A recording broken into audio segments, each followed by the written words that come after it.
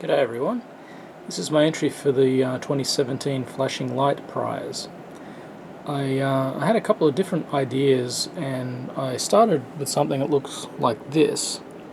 I wanted to make a gas discharge tube basically as a adjustable spark gap that would break down and discharge a capacitor through a transformer into a biased light bulb.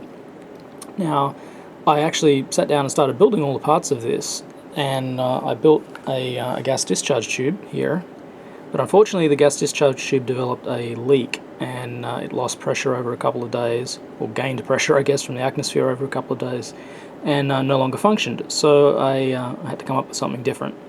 So I came up with a more conventional circuit that we have here, just using a relay. But the big thing was I wanted to at least build part of the circuit from scratch, so I chose the light bulb. Having recently, been doing some glass work, I've been making light bulb-like devices like this one here. I built two, somewhat different looking mechanically, but electrically fairly similar. One's a 6-volt bulb, one's about a 4-volt bulb, somewhere around there. The filaments are not tungsten, they're molybdenum, because I just happened to have some molybdenum wire that was about the right size. The assembly in there that holds the filament is made out of pure nickel. The glass is soft glass, it's not borosilicate or anything fancy like that. And the glass to metal seals are made with Dumet wire, which is an iron nickel cobalt alloy that then has copper plated or drawn over the top of it, and then that has, I guess it's borated with, so there's a layer of, I guess, some kind of boron salt on top that helps it bond into the glass, and its coefficient is matched fairly well to soda lime and or lead glass, so it can pass through glass and cool down without cracking it. So my circuit's pretty straightforward. I didn't want to push the filaments too hard, so I decided to bias the filament slightly so that it would never cool right down, so the thermal shock wouldn't destroy my precious hand-blown light bulb. We have a relay here, and the relay is, when it's open, charging up a capacitor. Eventually the voltage here reaches a point where the relay can pulls in, and it then puts, shorts out basically part of the resistance here and puts more current through the bulb, so the bulb will come up brighter, and the time that it's actually on for is determined by the time constant of the capacitor discharging through the relay's resistance. So I got a relay that just happened to be sitting here in the junk box. It pulls in at 6.6 volts, drops out at about 2.4 volts, and it has a resistance of about 86 ohms.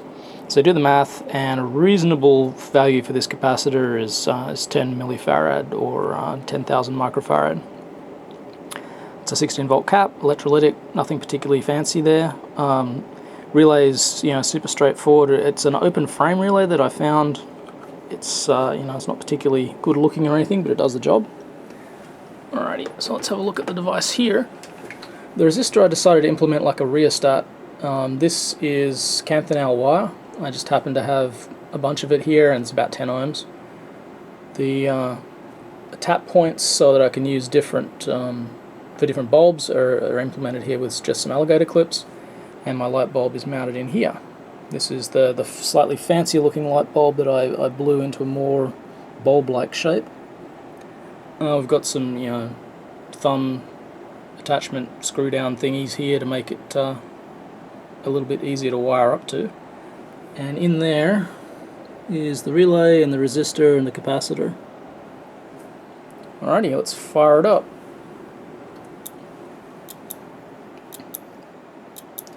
So I could run this a lot hotter and really have a much larger difference between on and off, but I didn't want to push the poor old bulb too hard. Run like this, it will probably last forever. If I push it too much, it'll probably burn out in a few hours. There is some residual gas in the tube here. So this is a neon tester. Just produces a couple of kilovolt at about 50 kilohertz. You can see that there is some residual there, and it might be primarily gases that were trapped in the filament. I heated the filament up when I was pumping it down, and sort of baked it out and carefully annealed the filament, brought it up slowly.